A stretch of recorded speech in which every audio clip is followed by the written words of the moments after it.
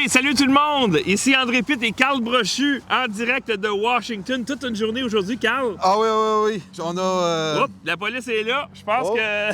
Oh! Oups, OK. oups. Ouais, on a un petit... Alors, c'est ça, on est comme stationné un peu illégalement ici devant le Lincoln Memorial, peut-être que vous reconnaissez. Alors, aujourd'hui, c'était le rallye de la victoire. Oui. Très beau rallye. Mais Trump, est-ce que tu as trouvé qu'il y avait un message différent, peut-être? Non. Puis il a présenté son équipe avec la vidéo là, sur l'armée. Oui. J'ai trouvé ça original. Oui. Puis, mais c'est ça, il a reparlé de Kamala Harris. Moi, je pense que c'est rendu du passé. Là. On veut entendre parler de ses projets. Puis, bien sûr, c'est ça, au rallye, on n'a pas pu rentrer, finalement. Il fallait être là comme à 7 heures du matin et faire la file. Donc, on a couvert ça de ton côté puis du mien. J'ai pas réussi à te trouver parce qu'il y avait beaucoup de monde. Ben, en fait, il y a beaucoup de monde. La file avait à peu près 3000 de long. Ça, c'est genre 5 km de long. C'est tous des gens qui avaient des billets. Alors, ils ont émis... Ben, pas... En fait, quand je dis des billets, là, c'est plus un enregistrement. Ils ont émis 100 000 enregistrements, mais il y a juste 20 000 places. Alors, la ligne était vraiment longue. Sauf que dans Washington, c'est relativement désert, cette ville-là. À part... Puis, on peut pas parler d'un regroupement de MAGA parce qu'il était à la file indienne. Ils ne veulent pas nous faire une amende, mais vu que c'est fédéral, puis que tu as un trépied, c'est considéré un acte commercial. Puis on ne peut pas rester là. Oh, on peut pas continuer de faire le... Hein? Fait que c'est fédéral, ça a l'air qu'on n'a pas le droit d'être ici. On peut-tu être... Où est-ce qu'on... Ben, c'est pas commercial, c'est genre... Hey, excusez-nous, là, on est... Vous êtes... Là, Les joies du direct. Il y a la police en arrière de nous autres. Il y a de la... Traverse l'autre bord. On va traverser de l'autre bord. C'est fédéral. Ah, OK. Tu veux traverser l'autre bord de la rue? My Ouais. God! Hey, ça va être beau à traverser cet équipement-là, tout plugué, tout l'autre bord de la rue, ça va être le fun. Ouais. Alors, ben, on va continuer jusqu'à temps qu'ils nous sacent dehors. Oui. Donc, toi, tu as eu l'opportunité de jaser avec des gens qui étaient en ligne, des MAGA. Comment a été ton expérience? Ah, ben écoute, on a commencé tout de suite par un membre de la communauté juive. Et nous, on explique depuis longtemps à Brochu TV cette mentalité eschatologique-là des néoconservateurs, de certains sionistes. Set to the corner over there, it's okay. What corner? Corner over there. Puis il va mettre l'auto en avant du camion.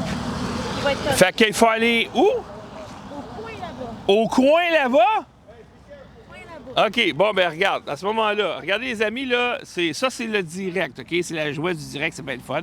Alors, je vais essayer. Là, ce qu'il faut faire, là, c'est pas... Il dit de bouger là parce que c'est du fédéral.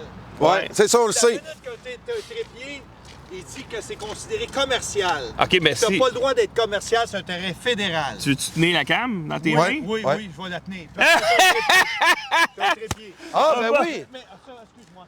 Mais il m'a dit de me mettre là et d'aller au coin. OK. OK, ça veut dire que... On va se déplacer. Attends, tu dis quoi? À moins que je mette la cam sur la patente. Non, c'est vrai, on pourra pas. Non, il m'a dit que t'as un trépied, c'est considéré. Si t'as un cell phone, t'es correct. Un cell phone, c'est... Ouais, mais nous autres, c'est parce qu'on veut faire de quoi de professionnel. Donc, si tu te mets la Bon. caméra sur l'épaule... Alors, non, ce qu'on va faire, là, pour vrai, on va le Ouais. faire comme du monde. Ouais, ouais. OK, voici. Moi, je vais fermer ça. Oui. Je le mets là-dedans. Faut juste pas que ça se déplugue. Parce que ça a l'air qu'on était sur un terrain fédéral. Puis on a le droit d'être là avec une caméra. Mais pas avec un trépied. Parce que c'est commercial avec un trépied. Parce que c'est ça, on est à Washington. Puis à Washington, c'est super gauchiste. Puis ils aiment ça, mettre des règlements. Ah oui. Alors, là, vous voyez l'obélisque en arrière de nous autres parce qu'on veut prouver qu'on est effectivement à Washington. Donc, on va reprendre là où on a laissé. Oui. Donc, tu t'es promené aujourd'hui, tu as rencontré des gens. Quel genre de discussion que tu avais avec les gens qui étaient là? Bien, la première, c'était surtout comment ils considéraient le retour de Donald Trump. On leur a abordé beaucoup le Canada, 51e État. Oui, Tout le monde était au courant de ça. oui. J'ai senti les Américains très sensibles. Le peuple américain, il faut bien faire la différence, à mon avis. Puis, la dernière entrevue que j'ai faite, c'était un vendeur de drapeaux. OK. Puis lui, il était marié à une Mexicaine. Ses enfants ont appris l'espagnol, le français et l'anglais. Il nous l'a parlé. Puis il a quasiment sorti phrase, mot par mot, ce que je dis depuis longtemps. La préservation de notre culture, oui, c'est une inquiétude. Oui, ça fait partie de notre nationalisme, cette peur de disparaître culturellement en Amérique. Mais ce destin-là, il est entre nos mains. Il n'est pas de l'extérieur. Oui, le Canada anglais n'a jamais favorisé non plus notre culture. Ils ont essayé de l'éliminer, puis ils essaient encore aujourd'hui. Le Canada, on est devenu minoritaire en 1850, et là, le Québec, on va devenir minoritaire sur le territoire québécois en 2042, selon les prévisions démographiques. Ça peut être plus vite que ça. Puis ça peut être plus vite que ça. Parce que là, on parle de prévisions, mais ça ne parle pas de, par exemple, le gouvernement qui décide, comme Trudeau, de rentrer des millions et des millions de personnes. Ça peut aller bien plus vite que ça. Exactement. L'étude a été menée au début des années 2000, puis si les lignes on va devenir minoritaire sur notre territoire, qu'on le veuille ou non, en 2042 ou avant. Ouais. Et ça, on fait face à un défi existentiel. Ouais. Puis moi, c'est ça qui aujourd'hui a ressorti là, quand j'ai eu des discussions là-dessus. On a posé la question, notre crainte de disparaître est-elle partagée par les Américains? Puis ils m'ont répondu tout de suite, c'est à vous autres de défendre votre culture. Oui. C'est pas les Américains en ce moment qui mettent de la musique anglaise mur à mur dans nos radios. C'est pas le peuple américain qui... Moi, l'année passée, j'ai travaillé dans des cours d'école. Je faisais de la rénovation au niveau commercial. Puis j'écoutais les musiques qui étaient mises dans les récréations d'une école pourtant francophone, et c'était mur à mur en anglais. Oui. Donc, cette assimilation-là, on la porte en nous. Tant qu'on ne sera pas plus fiers d'être ce qu'on est, tant qu'on ne voudra pas développer nos différences, qui est une force plutôt qu'une faiblesse, bien, à mon avis, on est voué justement à la disparition. Il n'y a pas juste ça, Carl.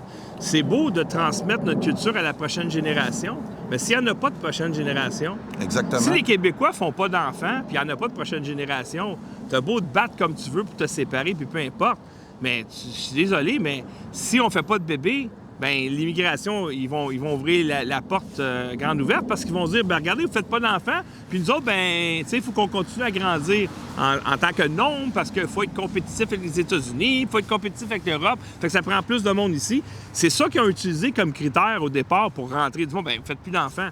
Fait que si vous avez peur de perdre votre culture, tu vas perdre ta culture. Elle va mourir avec toi si tu fais pas d'enfants. Puis ils ont essayé de nous convaincre que si on allait chercher des francophones dans le monde entier, qu'ils allaient venir défendre notre culture ici au Québec. Encore là, on réalise que c'est pas le cas. Mm-hmm. On est maintenant environ 6 millions de Canadiens français d'origine. Puis le nombre ne cessera pas de diminuer. Ouais. Et donc, il faut donner un véritable coup de barre. Et c'est ça que Donald Trump, à mon avis, en parlant du 51e État, vient tout rebrasser. Oui. Moi, à mon avis, il vient peut-être de nous sortir de ce mutisme, le statu quo qui nous élimine tranquillement dans l'honneur et l'enthousiasme. Oui, absolument. Moi, j'ai parlé à des gens aussi. Je leur ai parlé, évidemment. Je me présentais comme, oui, bonjour, je viens du 51e État américain. Ça les a fait rigoler. Puis quand tu fais rire du monde, bien, généralement, c'est plus facile à interviewer quand ils rient, surtout quand ils sont dans une file puis ils bougent pas puis ils trouvent ça plate. Ouais. Et il y a des gens qui disaient, bien sûr, on accueille le Canada. Des fois, il y avait une madame qui a dit, non, on veut pas. Puis, à 2 reprises, et ça, c'était drôle. Là, il y avait un monsieur, il avait genre 6 pieds 8, 350 livres. Là, il dit, on va prendre le Canada, mais pas le Québec. Là, j'ai dit, ben, pour vrai, je peux pas t'en vouloir. Je peux pas t'en vouloir.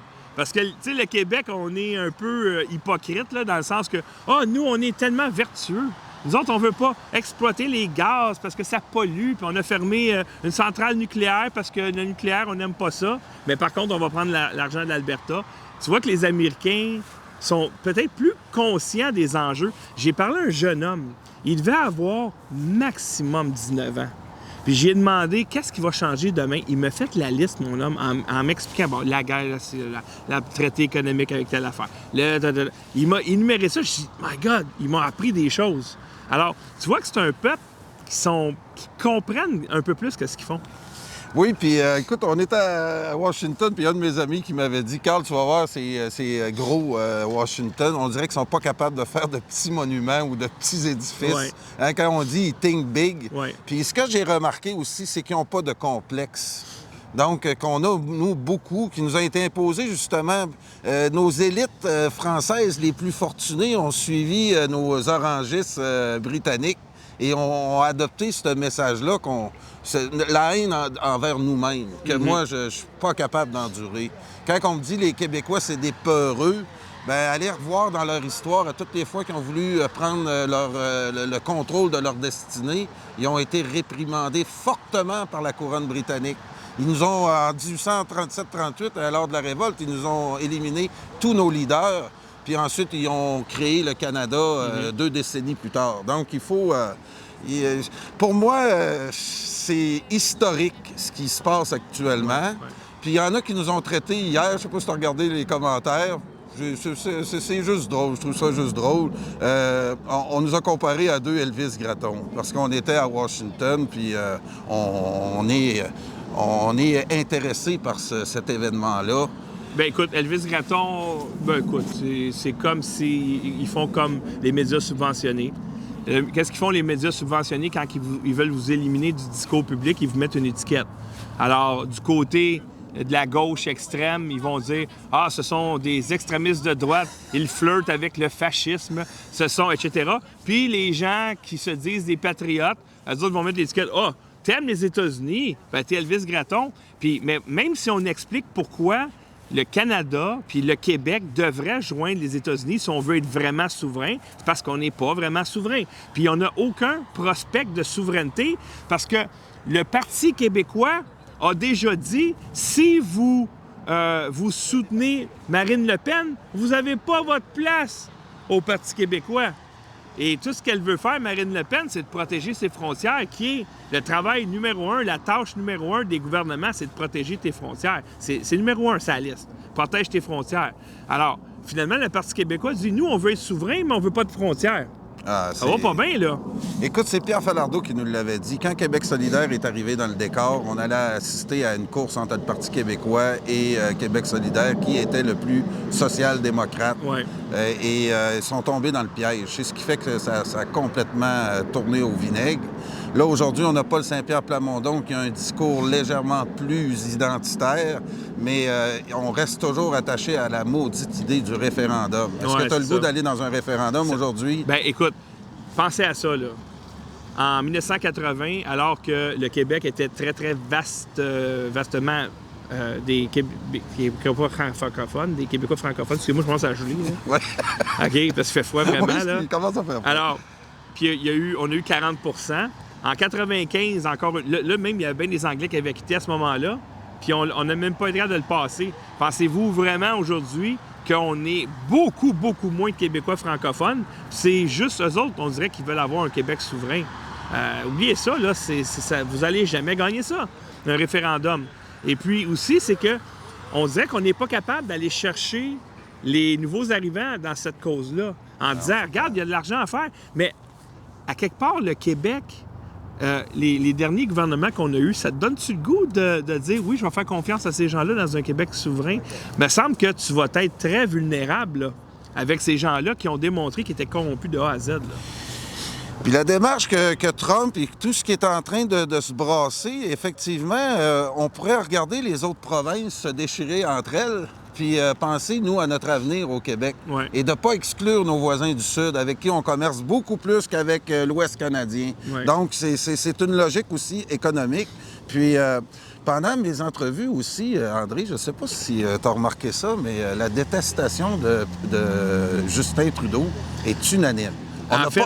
Mais quand on parle que Justin Trudeau, il est perçu comme un clown sur la planète, c'est un fait. Là. C'est vraiment mur à mur. Même, on a parlé à des gens qui étaient gauchistes. Exemple, il était dans une manifestation organisée par Planned Parenthood. Donc, tu sais, on s'entend, là, c'est très à gauche. Puis même quand tu leur parles de Justin Trudeau, ils ont comme... ils cringent un peu, là, tu sais. Donc, on a un clown comme premier ministre, un pee-wee, comme disait Richard Lehir. Pee-wee Trudeau, lui, il l'a calé dès le départ, hein? Oui. Pee-wee Trudeau, et comment c'est ça qu'il est encore là, ce gars-là? Et là, ils ont dit, ben hey, là, vous êtes chanceux, il a démissionné. Non, il n'a pas démissionné. Et là, il a dit qu'il allait démissionner. Ah, ben là, alors, c'est ça, c'est une joke. Moi, là, ce que j'ai remarqué, parce qu'à un moment donné, je parlais à ce jeune homme, justement, et là, il y a des gens démocrates qui étaient en arrêt de nous avec une pancarte. Et là, le jeune homme s'est reviré de bord et a dit, viens.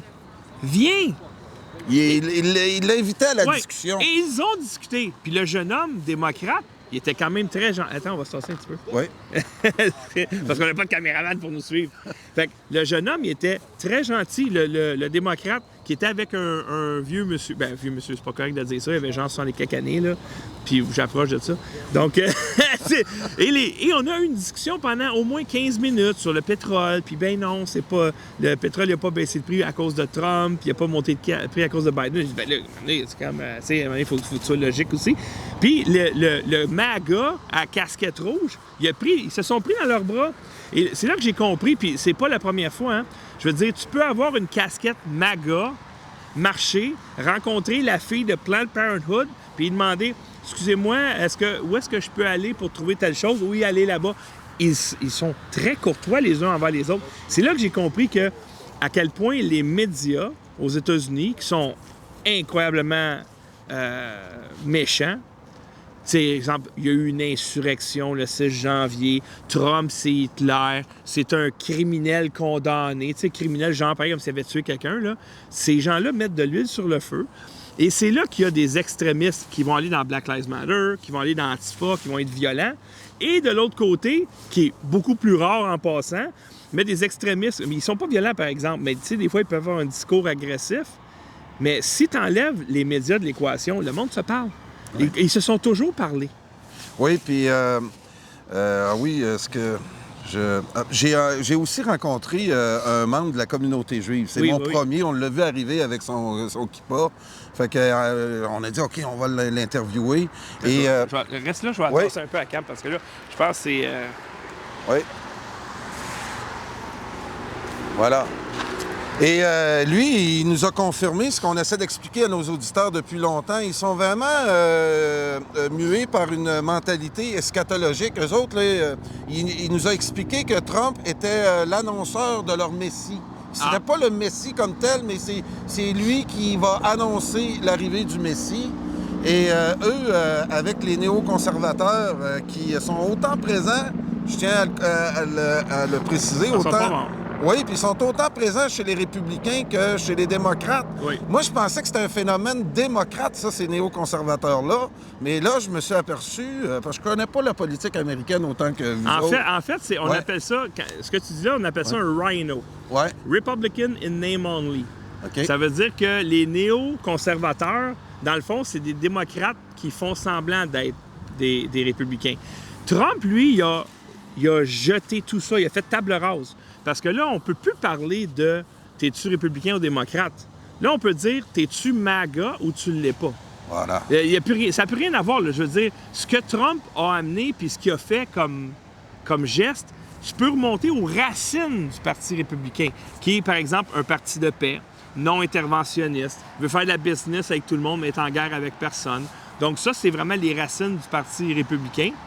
Là, on peut dire qu'il retourne aux racines, mais ça n'a plus rien à voir avec le Parti républicain de George Bush. Ah non, c'est clair. C'est clair. Puis donc, c'est ça. Lui, il nous a expliqué ça, puis eux, les néoconservateurs, puis on le précise souvent dans mes émissions, ils attendent la fin du monde pour l'arrivée de leur royaume. Okay. Et ça, c'est dur à croire, ça, qu'il y a des politiciens qui sont mués par ces mentalités-là de fin du monde.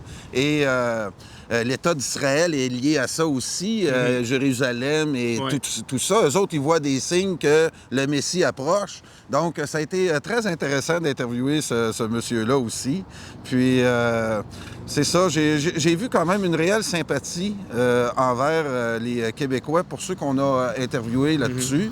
Des fois, on dit que les Américains ne connaissent pas trop l'extérieur, connaissent juste les États-Unis. En tout cas, j'ai été surpris cet après-midi de voir qu'il y en a qui savaient qu'on existait en Amérique. La différence avec les États-Unis et le Canada, c'est qu'eux, ils ont un vrai écosystème de médias indépendants que nous, on n'a pas au Canada puis au Québec.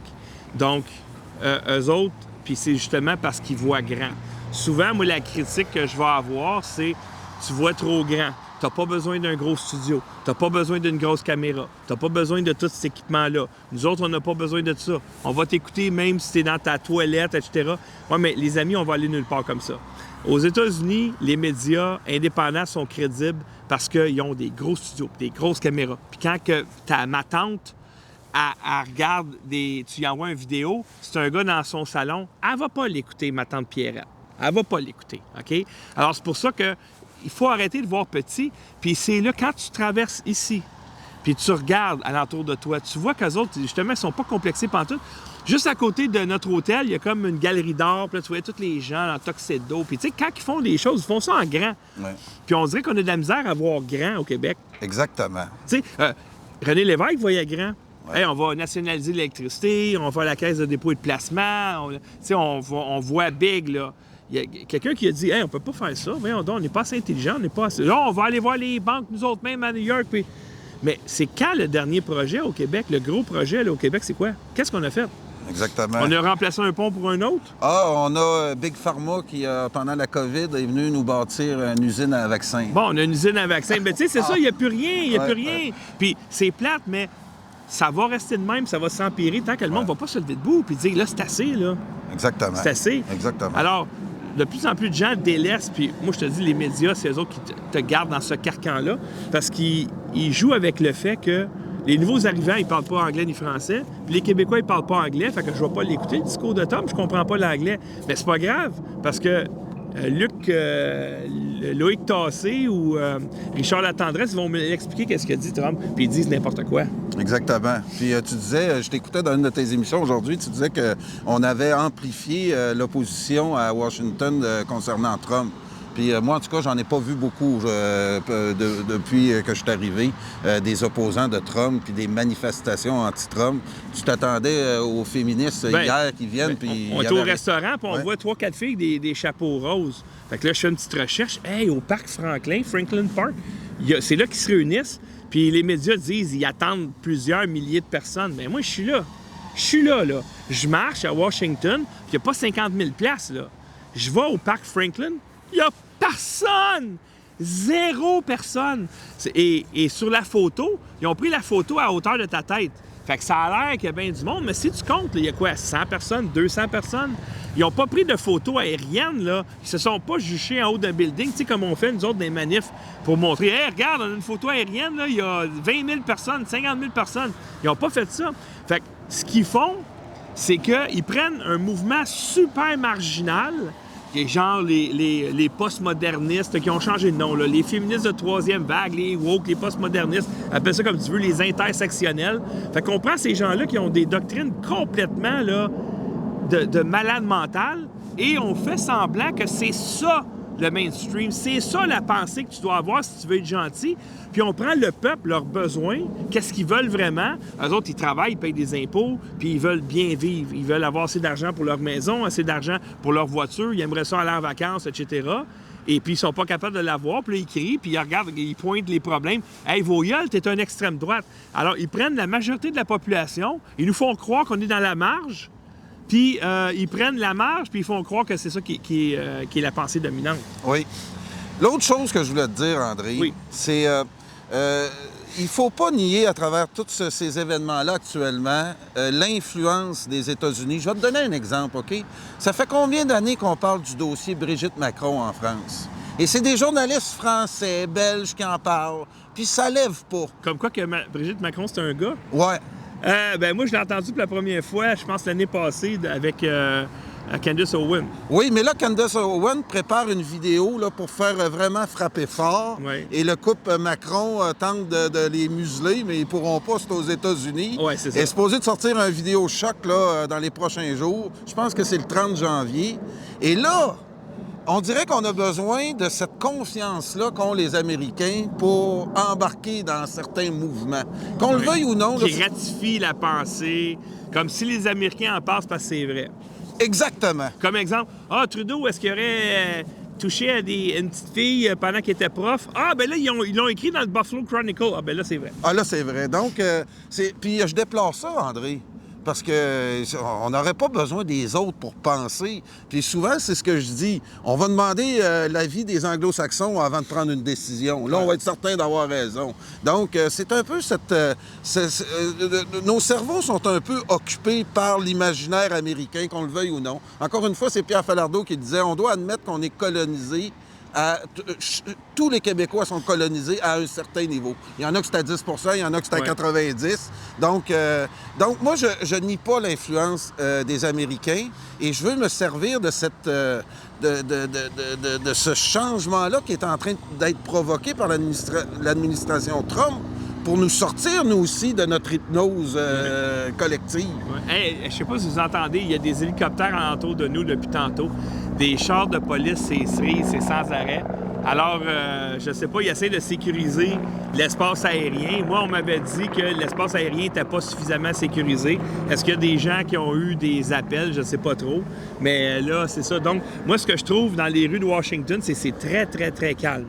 Oui. Il se passe pas grand-chose, mais la police est là à côté, l'armée est là à côté, les hélicoptères. Puis, de mon hôtel, là, des sirènes de police, là, c'est sans arrêt jour et nuit. Ah oui, on voit que... Puis c'est en rapport avec tout ce qui se passe dans le ciel du New Jersey. Oui. Les ovnis et tout. Robert Sirois, qui est un de mes chroniqueurs, m'avait dit il y a 2 semaines, « Carl, ils feront pas l'investiture dehors parce qu'ils ont justement pas le contrôle. Ils savent pas c'est quoi. Ouais. Ils savent pas c'est quoi. Donald Trump a dit qu'il nous le dirait demain. J'ai hâte de voir, mais c'est quand même préoccupant, ça aussi. Et effectivement, ils n'ont pas le contrôle. Ouais. Et là, il y a ce qui trend sur X dans le moment, c'est « Prions pour Trump ». Et il y a bien des gens qui ont peur qu'il se fasse assassiner. Et peut-être que c'est une des raisons pour lesquelles on est ici, nous autres. Le groupe de l'Arizona, eux autres, qui nous ont aidés dans le financement, ils ont des raisons de croire qu'il va y avoir des tentatives d'assassinat. Il y avait 3 dates. Le 9, quand il y a eu les obsèques de Jimmy Carter. Aujourd'hui, avec le rallye. Et demain, avec la sermentation. Donc, demain, nous, le même matin, très tôt, on va se rendre près du Capitole. On va aller faire un vox pop là. On va regarder, voir, il va faire du grabuge, on ne sait pas. Mais je pense pas. Parce que moi, je vois pas comment un groupe d'Antifa peut pénétrer l'armée puis la police qu'il y a ici, ou les Black Lives Matter, ou les féministes. On a vu là, que ils ne sont pas très, très présents. La seule affaire que je vois, c'est un attentat terroriste. Ouais. S'il y a de quoi qui brasse, ça ne sera pas Black Lives Matter, ça ne sera pas Antifa, ça va être un attentat terroriste. Exactement. Puis encore une fois, on utilise beaucoup notre islamophobie là-dedans. Je trouve ça un peu particulier. J'en parlais avec certains de mes collaborateurs aussi, où on a sorti la nouvelle la semaine dernière qu'il y aurait 1000 djihadistes sur le territoire américain prêts à faire des attentats.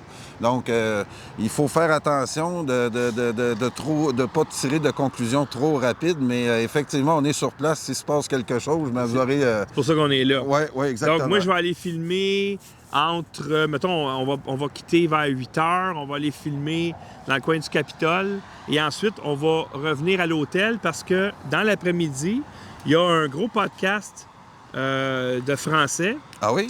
Ben, tes amis, là... Ah oui, excuse. Oui, c'est lui qui les a présentés! Excuse-moi, oui. J'ai géopolitique profonde. Oui. Donc, à partir de 13 h. Oui, 13 h, notre heure à nous. Oui. Écoute, j'ai regardé ceux qui allaient être là. Le général de Lavarde va être là. Mélenchon va être là. Oui. Asselineau. Asselineau va repartir. Excusez-moi, Asselineau. François Asselineau va est le premier invité. Ouais. Et toi et moi, ils nous ont... Ils nous ont dit, appelle-moi 10 minutes après, tu es en onde. Fait qu'on va faire exactement ce qu'on fait là. C'est-à-dire qu'on va mettre nos micros, puis on va les appeler, puis on va être live sur le podcast. C'est ça. Ça bouge comme ça, c'est maudit. Et durant l'émission de Géopolitique profonde, c'est ça, qui va durer un bon 5 heures. Ils ont 15 invités qui vont passer à tour de rôle. C'est ça, il y a le général de la Ward, François Asselineau. Et nous, André, on fait partie de cette équipe-là. Oui. Et c'est bien que tu me dises ça en conclusion, parce que je voulais t'en parler aussi ce soir. On s'est connus en fin de semaine, puis en fait, ça fait longtemps qu'on se connaît, nous. Oui, je sais bien, mais vraiment en personne... Depuis 2017. On s'est côtoyés dans bien des événements. Oui, exactement. Tu sais, avec le coach Saint-Hilaire puis tout ça. Ça va pas de bon sens, ça me gosse. Ah non, on n'a pas de technicien, là. Ça me... Puis j'ai eu, c'est ça, et j'ai eu beaucoup d'auditeurs qui m'ont parlé de tout ça, comment ils trouvaient ça rafraîchissant qu'on collabore ensemble. Oui. Puis j'espère que ce sera l'exemple qu'on va donner pour d'autres événements. C'est sûr qu'on peut rester chacun de notre côté dans nos médias puis exercer, présenter les nouvelles à notre façon. Mais dans des fins de semaine comme aujourd'hui, là, qu'on aurait eu encore, mettons, 5-6 d'autres influenceurs qui seraient venus avec nous autres, inévitablement, ça va renforcer le message. Et là, on va tomber en compétition avec les médias de masse. Bien, moi, en fait, là, les gens de l'Arizona, le message qu'ils m'ont donné, c'est réseauter. Parce qu'aux États-Unis, ils ont réussi. Eux autres, là, c'est mission accomplie. Ils ont pris Trump, il a passé la mop. Malgré le lawfare, il s'est fait traiter de nazi, il s'est fait traiter de tout et non pendant 4 ans, même plus que ça, 8 ans, 9 ans, qu'il se fait écœurer. Et là, il est au pouvoir puis il a tout gagné. Ça veut dire que ça n'a pas fonctionné. Nous, au Québec, les médias de masse, ils ont encore beaucoup de pouvoir. Et c'est à nous de se lever debout puis de réseauter entre nous. Lux Media, quand ça a été fondé avec... Moi, j'ai tendu la main à tout le monde. « Hey, viens à mon studio! J'ai des bonnes caméras, j'ai des bons micros, venez faire vos shows chez nous. » Puis, Point de bascule est venu chez nous. Gilbert Thibodeau est venu chez nous. La sûreté de sa personne avec Pete Daou. Fait qu'il y en a une couple qui sont venus, puis on a fait des émissions. Éric Leray, etc. Puis moi, c'est ce que je voulais faire. Donc, hey, on a de l'équipement, venez nous voir. Puis j'ai rien contre ceux qui le font de leur bord, good, parce que ça prend une grosse diversité. Mais il faut qu'on travaille ensemble. Il faut qu'on travaille avec les Français. Il faut qu'on travaille, en tout cas dans la francophonie, pour make notre pays great again. Les États-Unis ont réussi envers et contre tous. Et là, maintenant, c'est comme, c'est à nous de faire le travail. Attendons pas à que les États-Unis viennent nous sauver, là. C'est nous à aller travailler avec eux puis de leur demander, pouvez-vous nous aider? Mais il faut qu'on démontre qu'on a la volonté de se lever debout puis d'arrêter de s'enfoncer dans le communisme puis de tout accepter. De toute façon, ça donne rien. Puis, et aussi de dire à Lux Media, vous voyez trop grand, vous autres. Hey, arrêtez, là. Il n'y a personne qui voit trop grand, là. Carl, là, si demain matin, il y a un studio qui vaut 500 000 $ avec des caméras, des techniciens puis tout, là, c'est bon. C'est une bonne affaire. Il va pouvoir produire plus de stock, il va pouvoir vivre de ça, il va pouvoir inviter des gros invités, etc. Même chose pour Lux. Alors, c'est ça, là, c'est qu'à un moment donné, il faut réseauter, il faut se tenir ensemble. Puis aussi, c'est correct de se critiquer. Bien sûr. On a un gars comme Ken Pereira, c'est sûr qu'il ne va pas avec le dos de la main morte, comme disait un certain politicien. Oui. Mais c'est correct. Puis moi, quand je me fais critiquer, j'ai le sourire aux lèvres, je trouve ça cool. Parce que là, je dis, hey, ça te tente-tu qu'on débatte un peu? Faut pas avoir peur de ça. Exactement. Puis il faut pas avoir peur de perdre nos abonnés. On a à peu près le même nombre d'abonnés sur YouTube, sur d'autres choses. Puis, inévitablement, ça n'enlève pas d'abonnés parce qu'ils commencent à t'écouter. Non. Donc, au contraire. Oui, au contraire. Moi, je pense. Je donne un exemple, OK? Quand j'ai commencé, moi, sur ma chaîne YouTube, j'avais peut-être 10-12 000 abonnés, puis Alexis Cossette-Trudel en avait genre 3 000. Puis là, je le trouvais tellement bon, fait que j'ai dit, hey, viens faire des shows chez Lux. Parce qu'au départ, il disait, je suis prêt à faire un show, mais je veux pas l'animer, parce qu'il faisait pas d'émission en direct dans le temps. Je dis, non, t'es bon. Et là, Alexis, il a gagné beaucoup en popularité, mais plus que lui montait, plus que tout le monde montait. Parce que quand la marée monte, tous les bateaux lèvent. Alors, moi, je vois, on n'est tellement pas en compétition, là, c'est le contraire. Plus que Lux va être populaire, plus que Carl Brochu va être populaire, plus que Cosmos Info va être populaire, plus que le Petit Albert, tous les bateaux montent. Puis c'est ça qu'il faut faire. Puis à un moment donné, quand les bateaux vont monter assez, on va gagner. On a fait une émission à un moment donné sur QAnon. Je sais que si je dis ce mot-là sur YouTube, peut-être je vais avoir une strike, là. Mais il y avait Alexis, il y avait Dan Latulippe, puis il y avait moi qui animais. Eux autres, c'est les 2 experts. Moi, j'étais plus là comme technicien puis d'animateur. Et il y a 9000 personnes en même temps qui nous écoutaient juste sur YouTube. OK? 9000. Savez-vous, c'est combien de personnes, ça? 9000 en même temps. On bat beaucoup d'émissions à télé subventionnées, là, à 9000. Bien, le lendemain matin, c'était mur à mur dans ces médias-là. Pour nous discréditer, c'était partout, là, Paul Arcand, à Québec, partout. Fait que ça, c'est parce qu'on s'est réunis ensemble. Exactement. Puis qu'on a réseauté ensemble. Et il faut faire ça. Si vous voulez qu'on avance, le Québec, il faut qu'on travaille ensemble. Puis je sais que le Québec aime ça quand on se bat, qu'on chicane. Dis, on n'aime pas ça, la chicane, vous adorez la chicane. Mais 2 personnes qui sont en désaccord puis qui s'ostinent, c'est pas des ennemis. Tu sais, si Carl et moi, on est en désaccord avec quelque chose, puis on s'ostine, que le ton lève, on n'est pas des ennemis, là. OK? C'est correct, c'est sain de le faire. Exactement. Puis aux États-Unis, ils le font, puis c'est correct. Ouais. C'est pour ça que c'est la plus belle, entre guillemets, démocratie au monde. C'est sûr que chaque État est démocratique, mais le tout, c'est un collège électoral, là. Tu sais? mais c'est super. Ils ont plein de leviers démocratiques. Tu peux pas faire que tu veux ici, là, en tant que politicien, alors que c'est le bord ouvert au Canada. Si on veut casser ce système-là, il faut qu'on travaille ensemble. Exactement. Puis le matériel technique coûte de plus en plus cher aussi. Moi, j'ai bien apprécié ton niveau technique en fin de semaine. Tu as des points forts que j'ai profité. Puis j'espère que tu profites de moi aussi en même temps. Non, mais c'est ça. Moi, ce que j'ai offert aux gens qui font des émissions chez nous, c'est je suis pas payé dans la technique. Puis je pense qu'on a le meilleur technicien au Canada. Il s'appelle Alec Loisel. En tant que technicien, programmeur, éclairage, le gars, il fait tout. OK? Puis il est vraiment là, top. Il a programmé la seule plateforme de diffusion indépendante au Canada. Et c'est grâce à notre financement à nous autres. Alors, c'est quelque chose là, qu'on a fait. Oui. Puis moi, ce que je dis au monde, c'est, regarde, moi, là, je suis pas le meilleur animateur, je suis pas le plus connaissant, mais je connais pas pire ça des studios. Puis j'ai une équipe incroyable. Hein? Si j'avais pas mon équipe pour bâtir ces studios-là, oublie ça, ça n'existera pas. On est vraiment une belle équipe. Puis là, je dis aux gens, bien, venez. Puis, tu sais, regarde, plus c'est professionnel, plus les gens vont l'écouter, au moins ils vont trouver ça crédible. Exactement, tu m'as rendu quasiment professionnel. Mais non, mais tu l'es professionnel. Regarde, hier, on avait un micro dans la main, là, on a un micro sans fil, puis voilà. J'ai un R20 dans le studio, puis tu sais, j'ai emmené pas mal d'équipements ici. Puis aussi, j'aimerais ça changer mon équipement. C'est semi-professionnel, c'est pas pire, mais il faut vraiment améliorer notre équipement aussi. Mais de toute manière, si les gens, tout le monde travaille ensemble, puis si vous soutenez vos médias indépendants, ben oui, ça veut dire s'abonner. Ben oui, ça veut dire mettre la main dans sa poche, des petits montants. Mais si beaucoup de gens le font, ben regardez-nous aller, puis là, on va devenir une bien plus grosse menace. Ah, c'est clair. Parce que gros studio, grosse production, t'appelles un gros nom, il regarde ta production comme... nous, on a appelé du monde, puis quand on leur a montré ce qu'on faisait, oh, je vais y aller, parce qu'ils disent, OK, c'est pas des cons, là. Ils savent qu'est-ce qu'ils font. Fait que c'est plus facile. Puis c'est plus facile d'avoir du monde en entrevue quand tu as un studio assez grand pour avoir du monde en entrevue. Tu sais, quand j'étais dans ma cave, là, j'aurais pas pu faire une entrevue. Puis écoute, Géopolitique Profonde que je t'ai fait découvrir ont 282 000 abonnés. C'est sûr, ils ont 70 millions d'habitants en France. Donc, demain, notre association avec ces gens-là va nous faire connaître parmi ces 282-là. Puis ça n'enlève pas le nombre de vues à Géopolitique Profonde. Non. Zéro. Et donc, demain, là, dans le monde web francophone, je pense qu'il y a un gros progrès à noter. Écoutez cette émission-là à partir de 13h. Ouais. Parce que moi, j'ai vu les noms qui étaient là-dessus. Là. C'est Lucien Cerise, je pense. Lucien Cerise aussi. Ça va être quelque chose, là. Ça va être quelque chose. Je pense qu'on a des gens qui ont hâte qu'on termine. Oui. Donc... Alors, demain, c'est l'inauguration, je le répète. Moi, je vais être sur le terrain tôt le matin. Je ne serai pas en direct parce que c'est vraiment compliqué. Je vais filmer, je vais faire des entrevues.